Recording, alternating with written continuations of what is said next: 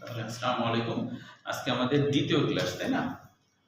তাহলে আজকে দ্বিতীয় ক্লাসের যেটুকু হচ্ছে তারপর থেকে মানে জেনেটিক কোডন ছিল, এরপর একটা বিষয় আর একটা ছিল এন্ডোসিন বায়োসিস। হ্যাঁ, তো প্রথমে এই জিনিসটা আগে আলোচনা করে নিই, তারপরে আমরা বইয়ে এমসিকিউগুলো দেখাবো, ঠিক আছে? আচ্ছা দেখো, প্রথমে আছে এন্ডোসিন বায়োসিস, এটা আগে একটু বুঝবো, তারপরে আমরা জেনেটিক কোডন বুঝবো। এন্ডোসিন বায়োসিস, সিম্বায়োসিস, এটা একটু খাতায় নোট করো, এটা পরীক্ষায় আসে।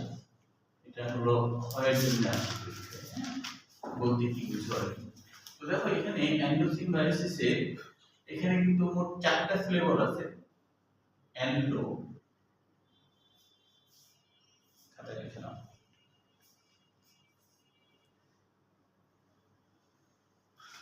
এন্ডো, তারপর হচ্ছে সিন, এন্ডোসিন, তারপর হলো বায়ো, তারপর হলো সিস।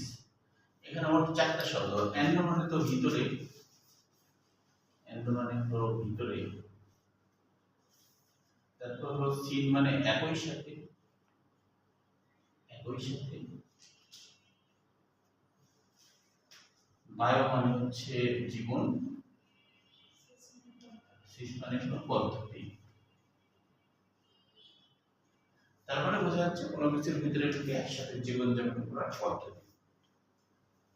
আচ্ছা আগে লেখো, তারপরে আমি এটা আলোচনা করছি জিনিসটা আসলে কি।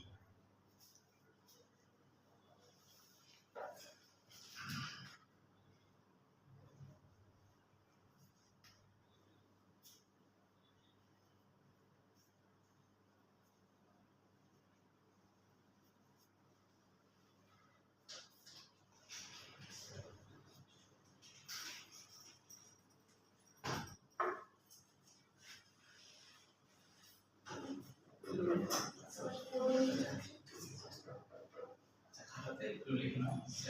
হ্যাঁ বলো, এটা শিখবো এটার পর, মানে এন্ডোসিন বায়োসিস শিখার পর তারপর আমরা জেনেটিক কোডনটা শিখবো। খাতায় লিখে বলো, ওইগুলো আলোচনা করবো, ওইটা শেষ করে। হ্যাঁ, মানে এই শিক্ষার বিষয়গুলো আগে আলোচনা করছি কেন, ওর কিন্তু বই নাই, বইটা একটু পরে শুরু করি।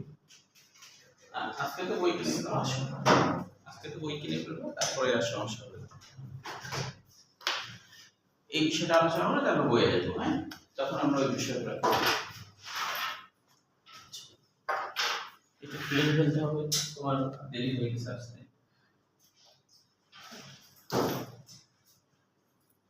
চ্যাপ্টার 10 যেন পারলাম হয় আর কি। হ্যাঁ, আমরা কারণ অনেকে প্রাইভেট থাকে তো, সেজন্য আমরা সর্বোচ্চ 10, এর বেশি দেরি না হয়, আমরা সর্বোচ্চ 4টা 10-এর মধ্যে শুরু করব। আচ্ছা তাহলে এখন কাহিনীটা হলো এন্ডোসিন বায়োসিস, এটা কি ক্লাসে আমরা জেনেটিক কোডনও শিখবো, তারপরে লাইজেনিং বা অন্য বিষয়গুলো। তো দেখো এন্ডোসিন বায়োসিস, এটার মধ্যে 4টা শব্দ দেখতে পাচ্ছি, তাই না? একটা হলো এন্ডো, একটা হলো সিন, তবে এটার ইংরেজি শব্দ সিন, কিন্তু আমরা উচ্চারণ করার সময় সিন করি বলি আর কি। সিন, তারপর বায়ো আর সিস, 4টা শব্দ মিলে এন্ডোসিন বায়োসিস কথাটা আসে। তো দেখো এন্ডো মানে তো ভিতরে, তার মানে হচ্ছে কোনো কিছুর ভিতরে ঢুকে একসাথে জীবন যাপন করার পদ্ধতি, এটাই হলো এন্ডোসিন বায়োসিস।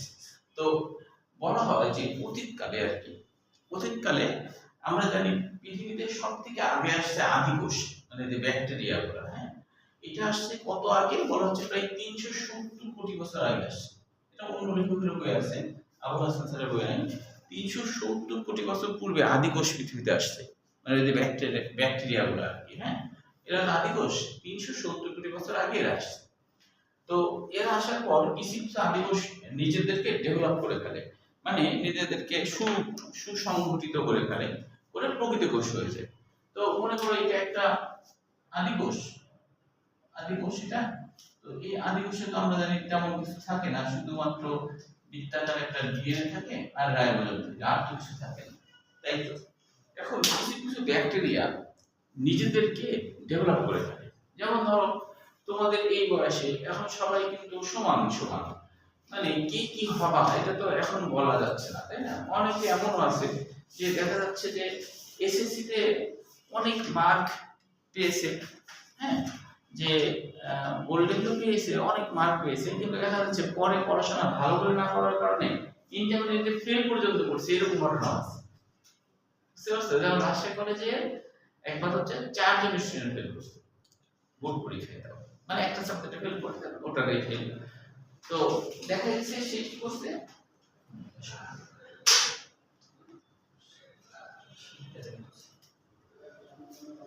মাত্রায় নিচ্ছে, কালো মাত্রায় নিচ্ছে, কালো মাত্রায় নিচ্ছে।